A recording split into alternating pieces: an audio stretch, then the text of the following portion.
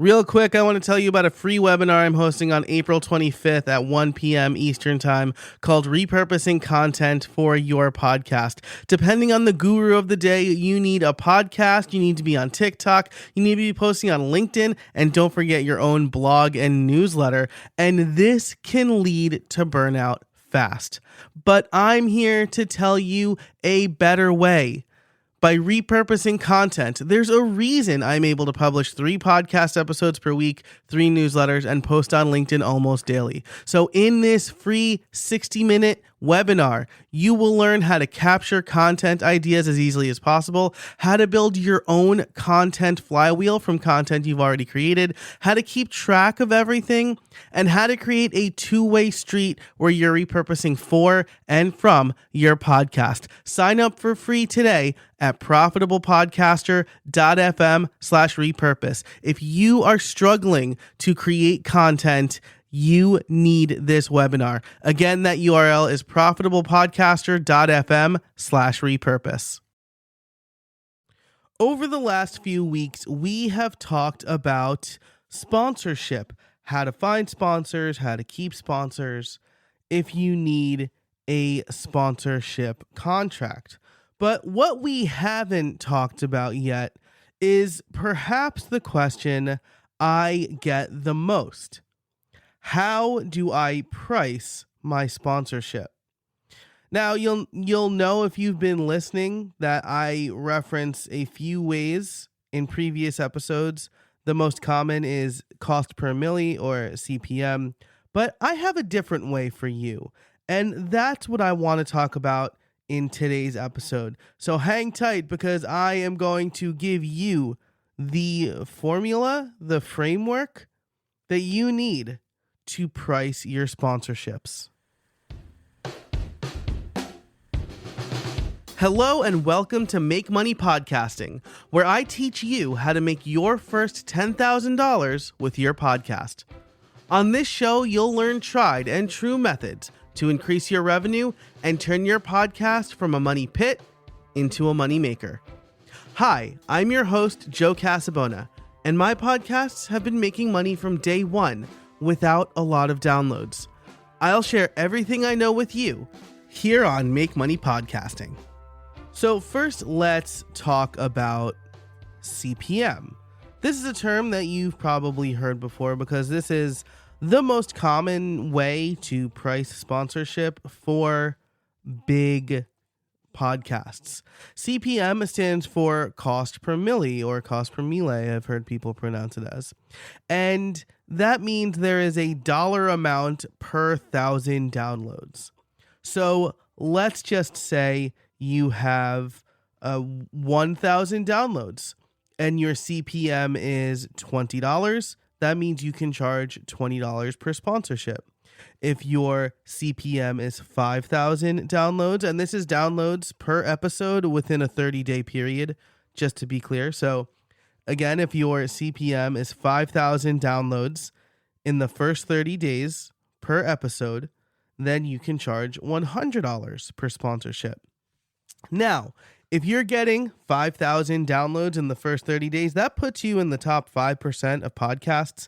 This podcast isn't getting that many. How I Built It, my main podcast, gets about that many, but I charge a lot more than $100 per sponsor spot per episode. In fact, I charge double or triple that. And that's because, again, you likely don't have that many downloads, and there are some real costs to both like getting sponsors and running your podcast. And a CPM of the average, kind of last time I checked, this depends on category, but the average is between $18 and $24. Again, depending on the podcast category.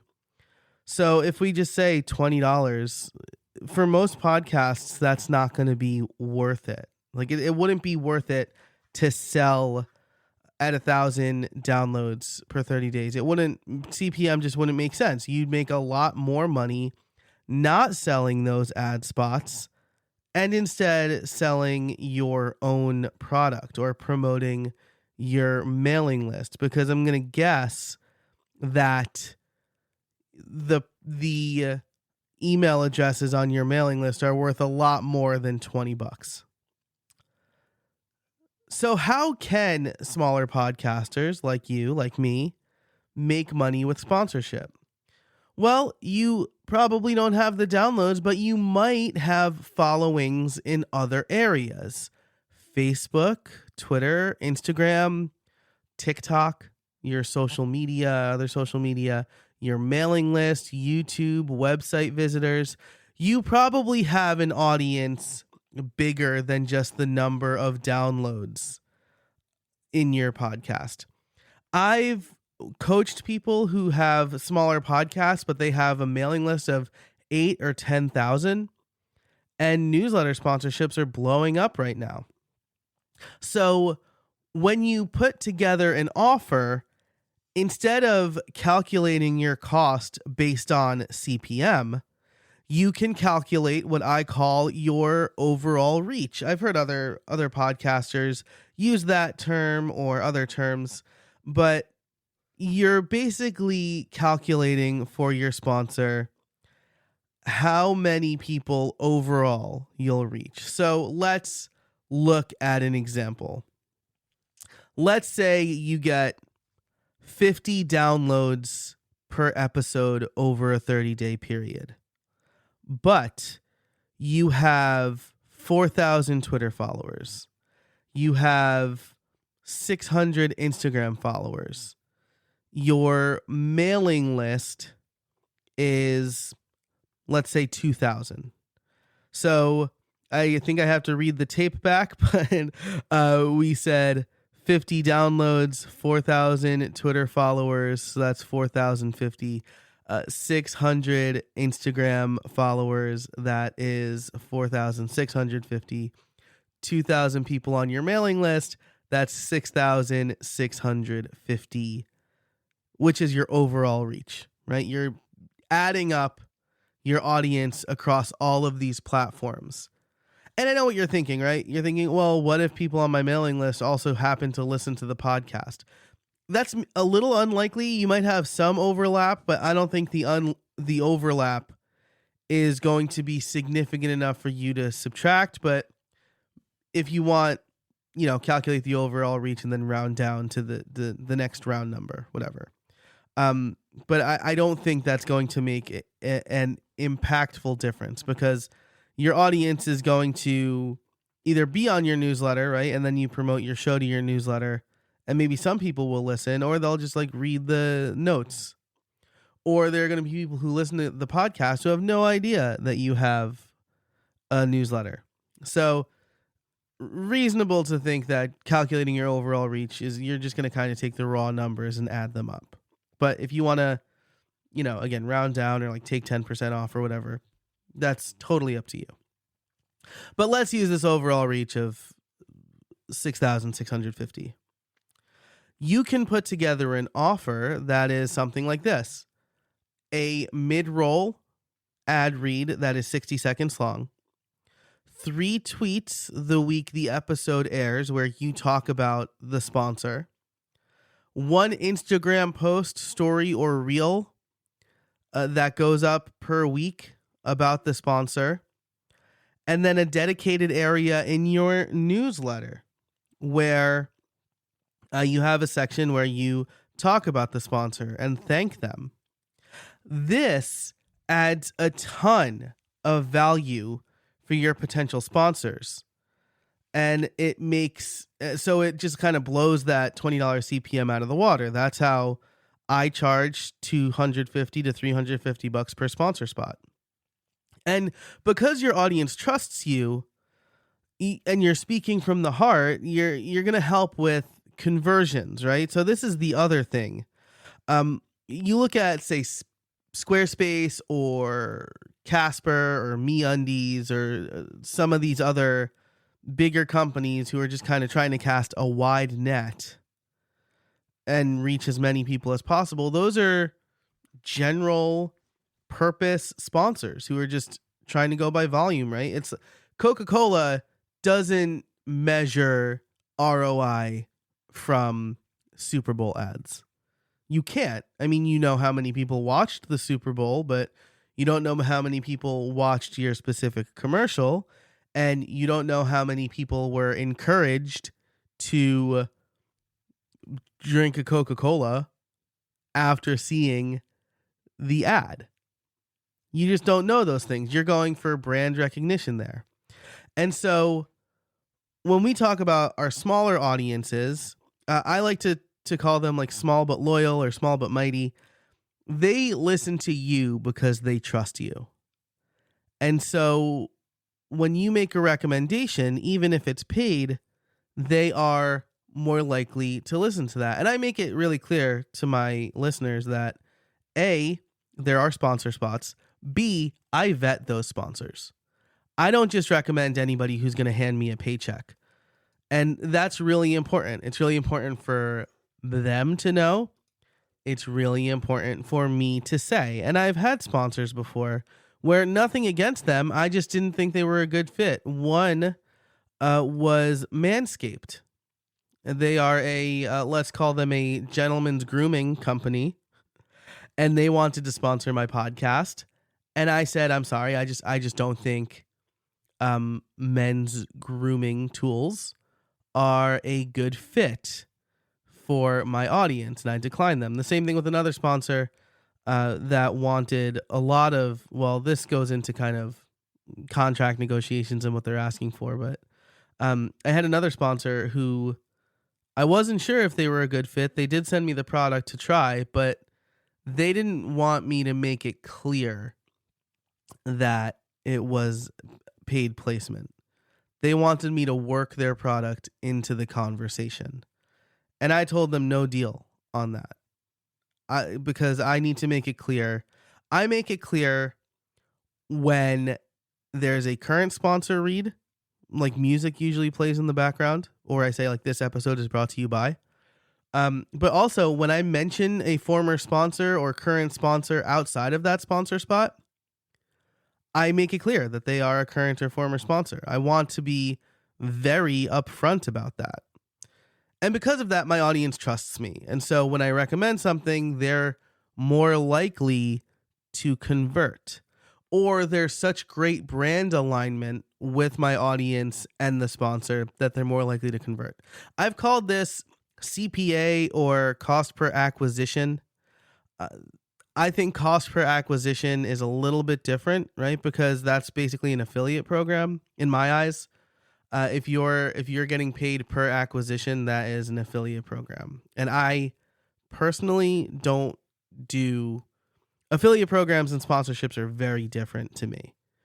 And so if a brand just comes to me and they say, well, we don't want to sponsor your podcast, but we'll do an affiliate program, that's not going to work for me. There are a few affiliate programs that work for me.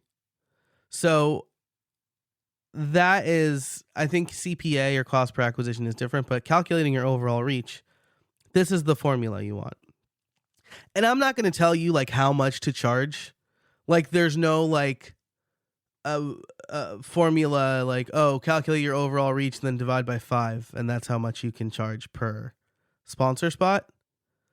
It really depends on what you offer to the sponsor and how much your clout or your trust is worth to the sponsor.